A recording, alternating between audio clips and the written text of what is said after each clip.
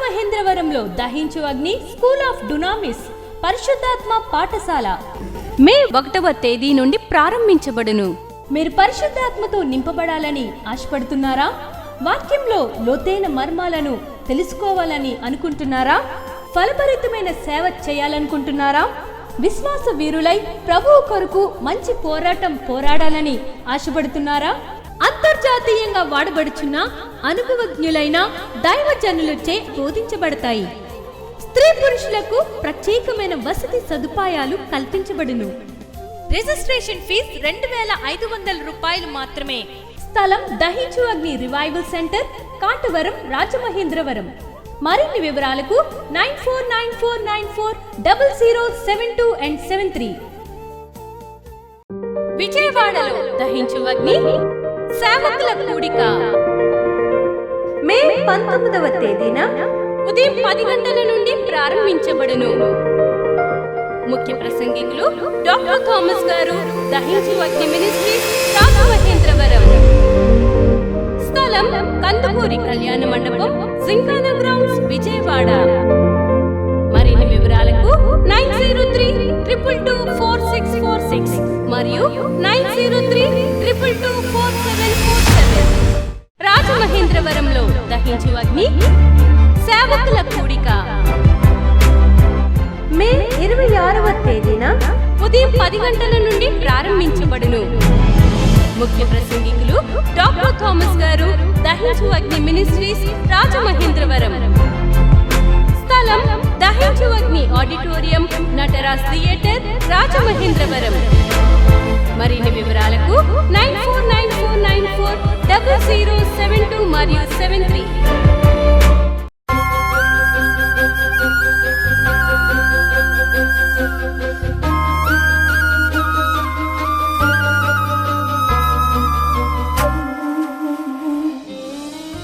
అడవిలో ఉన్న సింహానికి వయసు ఎంతంటే, తనకు ఆయుష్కాలం ఎంతంటే 10 నుండి 14 సంవత్సరాలు. సింహాల్లో 2 రకాలు ఉన్నాయి. ఒక రకాల సింహానికి ఏమో 10 నుండి 14 సంవత్సరాలు. ఇంకొకటి ఉంది, అది కొంచెం బలంగా ఉంటుంది, ఆడ సింహం. దానికి 20 నుండి 25 సంవత్సరాలు. కానీ అలాగే పక్షుల వైపు వస్తే పక్షురాజుకి వయసు ఎంతంటే, ఆయుష్కాలం ఎంతంటే 20 నుండి 30 సంవత్సరాలు. పక్షిరాజుకున్న వయసు 20 to 30 years. The eagle has the lifespan is 20 to 30 years. The lion has 20 to 25 years. But you know the birds, the little birds, చిన్న పక్షులు, ఇప్పుడు లవ్ బర్డ్స్ అంటున్నాను చూసారా, దాని ఒక వయసు ఏంటంటే ఓన్లీ 1 year అట. Only 1 year. అల్పజీవి. కొన్ని పెద్ద పక్షులు ఉన్నాయి, దాని ఒక వయసు ఏంటంటే లైఫ్ స్పాన్ ఎంతంటే 2 to 3 years, 2 నుండి 3 సంవత్సరాలు. బ్రతుకుతున్న దినాలన్నీ దేవునిపైనే ఆధారపడుతూ, దేవుని కోసమే జీవిస్తూ. నేను నిజంగా హానెస్ట్గా చెప్తున్నాను.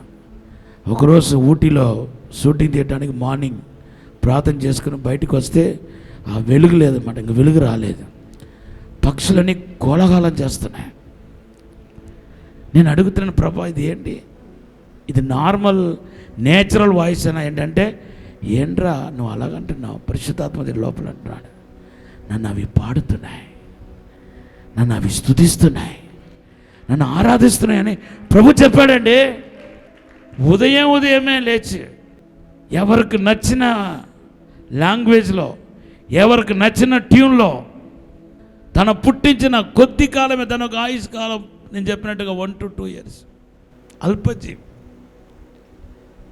The birds life is little life, but throughout the birds life, throughout its life, every day it will glorify God, it will honour God.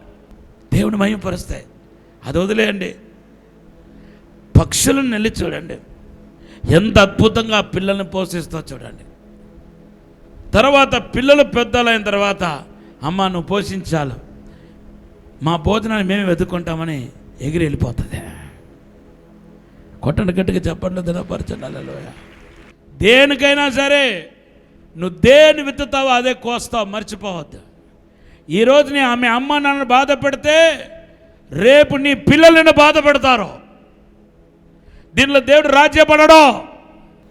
కష్టపడి ఒక తల్లిదండ్రులు కూలి పని చేసి తన కొడుకును చదివించి పెద్ద చేసి మంచి ఉద్యోగంలో పెట్టి, నా కొడుకు మంచి భార్యను చేసుకోవాలి, అందమైన భార్యను చేసుకోవాలి, చదువుకున్న భార్యను చేసుకోవాలని చెప్పి వాళ్ళు పెళ్ళి కోసం పనిని మానేసి 5-6 నెలలు తిరిగి ఒక అమ్మాయిని తీసుకొచ్చి పెళ్లి చేస్తే ఇప్పుడు వాళ్ళిద్దరూ ఒక్కటైపోయి బాధ పెడుతున్నారంట.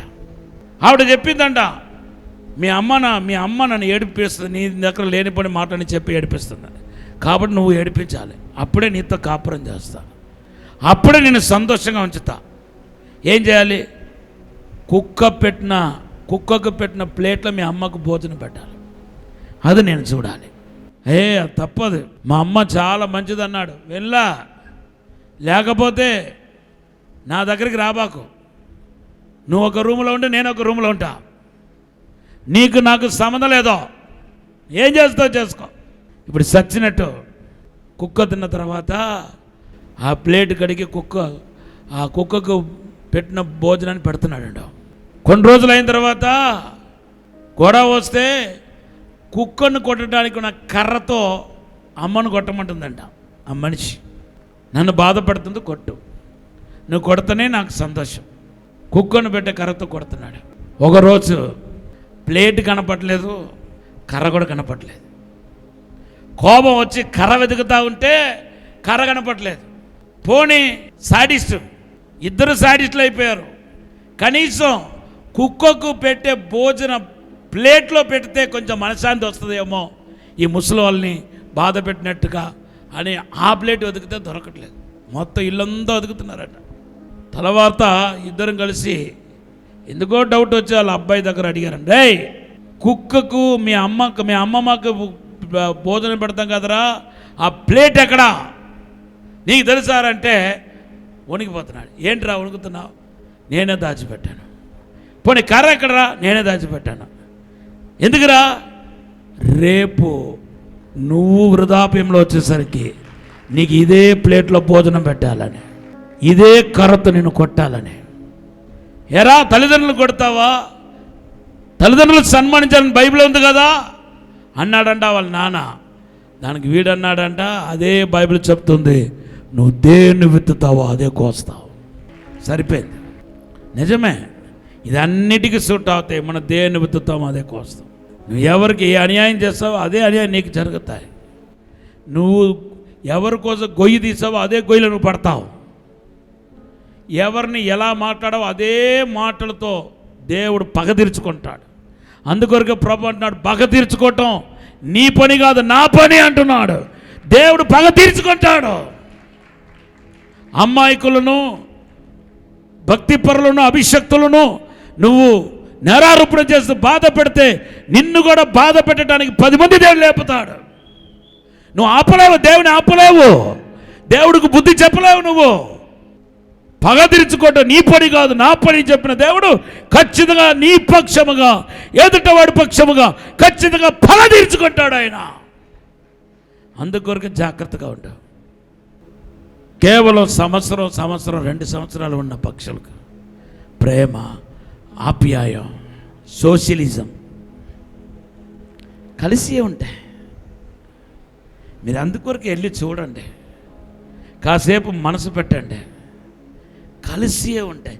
ఇంటిలో మీరు లవ్ బర్డ్స్ అంటారు కదా, అది ఇంట్లో పెట్టుకుని కొంచెం దానికి విత్తన గింజలు వేసుకుంటూ ఉంటే చాలు, దాన్ని చూస్తే మనం చాలా నేర్చుకోవచ్చు. How they are maintaining the relationship, how they are maintaining the socialism, how they are maintaining the friendship, how they are singing unto God. దేవునికి ఎలా పాటలు పాడుతున్నారో, how they are depend on God, దేవుని పైన ఎలా ఆధారపడుతున్నారో మీరు నేర్చుకుంటారు. గట్టిగా చెప్పండి.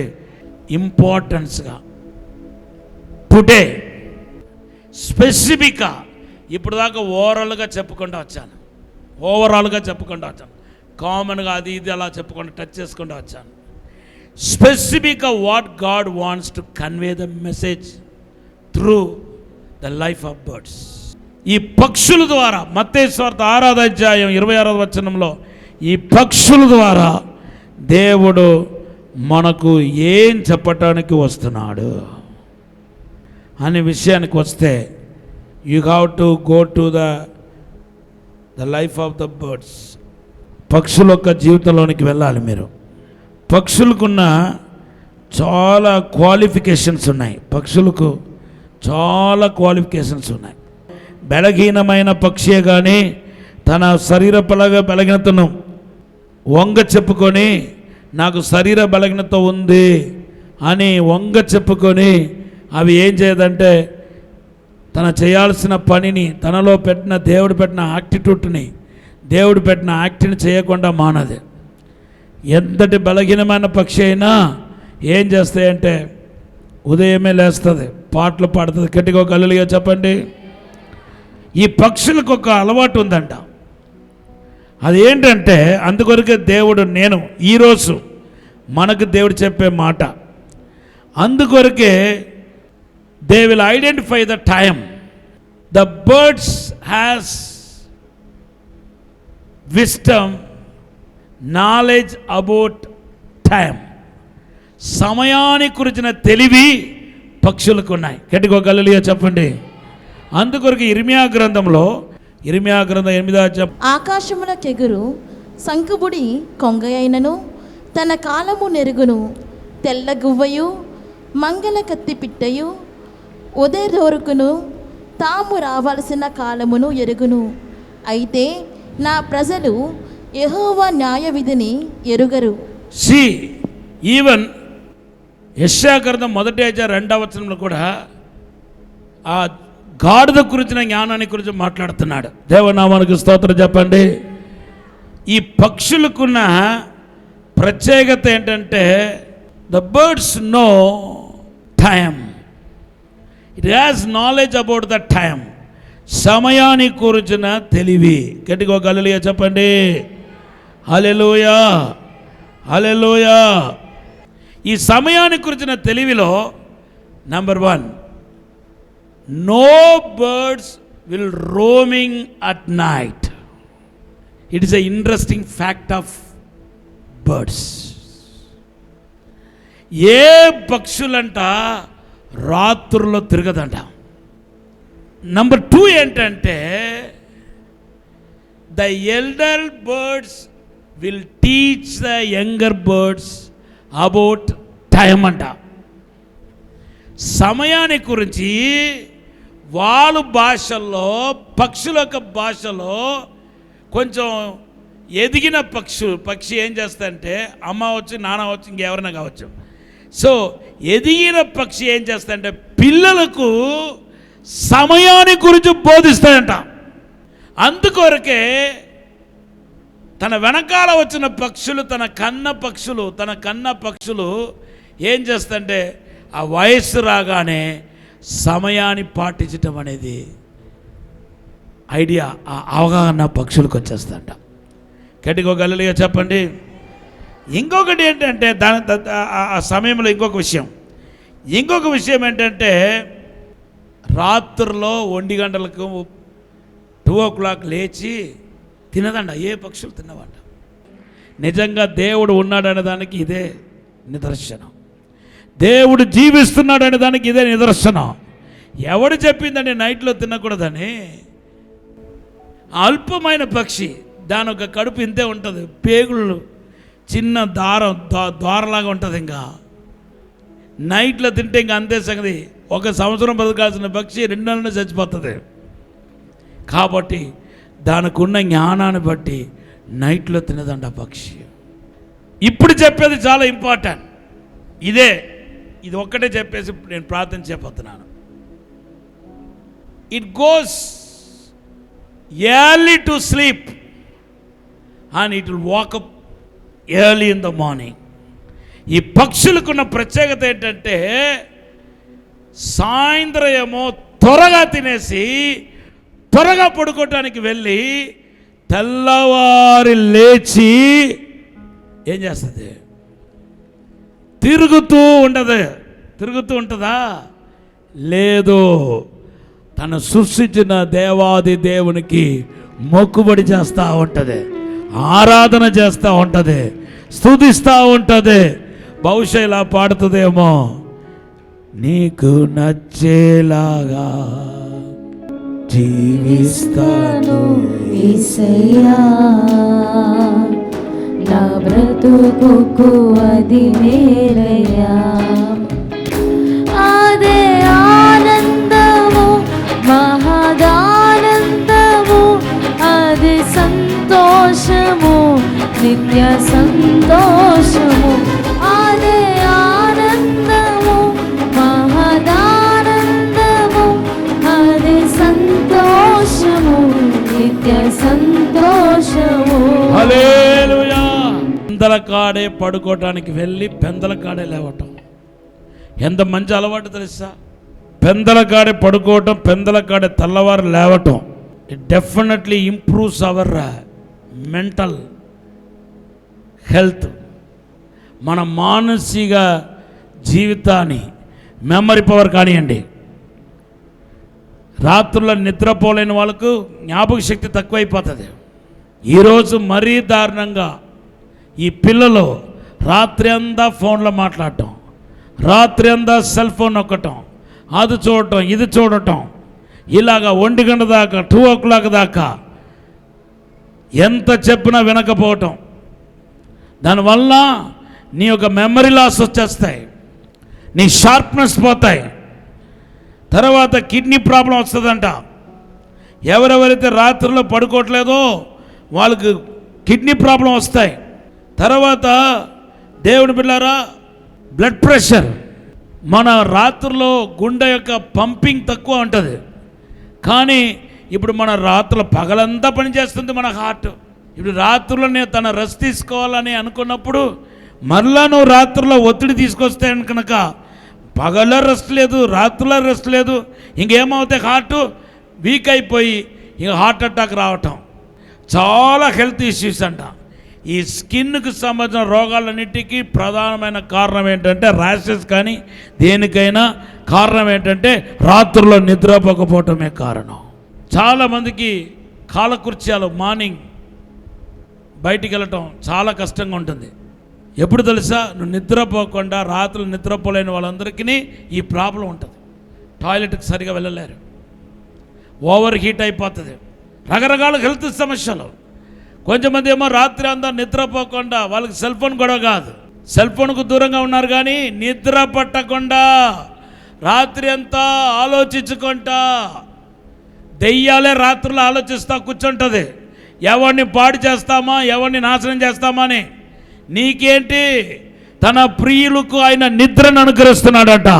కొట్టని గట్టిగా చెప్పలేదు నా పరిచయం. హల్లెలూయా. నాలాంటి సేవకులు రయ్యనక పగలనక దేవుని కోసం కష్టపడుతున్నాం. మీలాగా ఇంట్లో ఉంటే కనుక ఖచ్చితంగా 100% తెల్లవారు లేచి ప్రార్థన చేయడానికి ఇష్టపడే వ్యక్తి నేను. దేవుని నామమునకు స్తోత్రం. కానీ విపరీతమైన ప్రయాణాలు, డే అండ్ నైట్ పరుగులు తీస్తూ ఉన్నాం. నేను పాటించలేకపోతున్నానని నాకు బాధ కలుగుతుంది. నేను ఇప్పుడు మీతో మాట్లాడుతున్నాను, కానీ నా మనసు గిల్టీ అయిపోయి నన్ను గద్దిస్తూ ఉంది లోపల. కానీ ఖచ్చితంగా తెల్లవారు లేచి ప్రార్థన చేయటం, థామస్ గారు యేసు కంటే గొప్పవాడు కాదు. యేసే తెల్లవారు లేచి ప్రార్థన చేసినట్టుగా పరిశుద్ధ గ్రంథంలో రాయబడి ఉంది. గట్టిగా చప్పట్లు కొట్టి తప్పరిచిన మార్కు సువార్త 1వ అధ్యాయం 30వ వచనం చదవండి. ఆయన పెందలకాడనే లేచి ఇంకను చాలా చీకటి ఉండగానే బయలుదేరి అరణ్య ప్రదేశముకు వెళ్ళి అక్కడ ప్రార్థన చేయుచుండెను. హల్లెలూయా. ఇంతకంటే తెల్లవారు లేచి ప్రార్థన చేయడానికి ఇంకేం ఉదాహరణ కావాలి? యోబు యొక్క పిల్లలు సాతాను చేత మొత్తబడి చచ్చిపోయారు. చచ్చిపోయిన తర్వాత తిరిగి ఆ పిల్లలు దేవుని చేత ఇవ్వబడింది. బైబిల్ ఉందా లేదా? యోబు గ్రంథం 42వ అధ్యాయం 8 నుండి 10 వచనాల్లో ఏ పిల్లలైతే చనిపోయారో వాళ్ళందరినీ యోబు తిరిగి పొందుకున్నాడు. ఆస్తిపాస్తులతో పాటు పిల్లలను కూడా దేవుడు తిరిగి ఇచ్చాడు. గట్టిగా చప్పట్లు కొడితే అపరచండి, హల్లెలూయా. కారణం ఏంటి తెలుసా? యోబు పిల్లల కోసం ప్రార్థన చేశాడు. తెల్లవారు లేచి ప్రార్థన చేశాడు, బలి అర్పించాడు. యోబు గ్రంథం 1వ అధ్యాయం 5వ వచనంలో మనం చూస్తున్నాం. అబ్రహాం తెల్లవారు లేచి ప్రార్థన చేశాడు. తెల్లవారు లేచి తన పిల్లవాడితో ఆరాధన చేయడానికి బయలుదేరాడు. కాబట్టి ఆ ఇస్సాకు మరణించకుండా ఆయన కొరకు ఒక పొట్టేలు దేవుడు సిద్ధపరిచి ఆయన కాపాడినట్టుగా మన పరిశుద్ధ గ్రంథంలో చూస్తున్నాం. ఆదికాండం 22:3. Abraham prayed in the early morning. కీర్తన 5:3లో దావీదు అంటున్నాడు, నేను పెందల కాడే లేచి నేను దేవుని ఆరాధిస్తాను, నా స్వరమును వినిపిస్తాను అంటున్నాడు. ఒకసారి చదవండి. యెహోవా, ఉదయమున నా కంఠస్వరము నీకు వినబడెను, ఉదయమున నా ప్రార్థన నీ సన్నిధిని సిద్ధము చేసి కాచియుందును. హల్లెలూయా. బైబిల్లో మోసే గురించి రాయబడి ఉంది. నిర్గమకాండం 34:4, ఎక్సోడస్ 34:4లో రాయబడి ఉంది. మోసే అంట ఉదయమున లేచి ప్రభును కలుసుకోవటానికి వెళ్ళాడంట. నీకు ప్రభు ఎదురుపడాలంటే, ప్రభు స్వరానికి వినపడాలంటే, ప్రభువును కలుసుకోవాలంటే నువ్వు పెందల కాడే లేచి ఆయన ఆరాధించాలి. చిన్నపిల్లలైనా, యవనస్తులైనా, పెద్దలైనా. మీకు తెలుసా, ఏలిగా లేచే వాళ్ళకి ఆయుష్ పెరుగుతాయంట. ఏలిగా లేచే వాళ్ళకి ఆయుష్ పెరుగుతాయంట, ఆరోగ్యం ఉంటుందంట, మైండ్ షార్ప్ వస్తుందంట. కానీ ఇప్పుడు ఉన్న యవనస్తులు, టీనేజ్ పిల్లలు ఈ సెల్ ఫోన్కు అడిక్ట్ అయిపోయి హవర్స్ టు హవర్స్ అదే చూసుకుంటా చూసుకుంటా మాట్లాడతా 1 గంట దాకా 2 గంటల దాకా పడుకోకుండా అప్పుడెప్పుడో పడుకొని 8 o'clock లేవటం, 9 గంటలకు లేవటం. ఈ పద్ధతి ఈరోజు మారియే తీరాలి. యేసు నామములో మనలను దేవుడు మాట్లాడుతున్నాడు. యేసు ప్రభువే మనకు మాదిరి. యేసు ప్రభు మన మాదిరిగా తీసుకోవాలి. యేసు ఎలాగైతే తెల్లవారు లేచి ప్రార్థన చేశాడో అలాగే మనమందరూ తెల్లవారు లేచి ప్రార్థన చేయడానికి అలవాటు పడాలి. కుటుంబ ప్రార్థన మారుమరగాలి, ఆరాధనకి లేవాలి. దేవుని నామానికి స్తోత్రం చెప్పండి. అందరు లేచినప్పుడండి, ప్రార్థన చేద్దాం.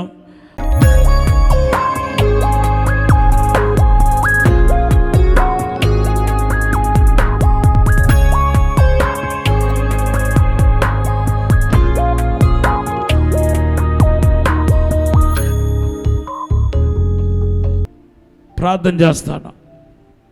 ప్రభు అనేకులతో మాట్లాడి ఉన్నాడు ఈరోజు. పరిశుద్ధము నమ్మకమైన పరలోక తండ్రి, నీకు వందనాలు, స్తోత్రాలు ప్రభా.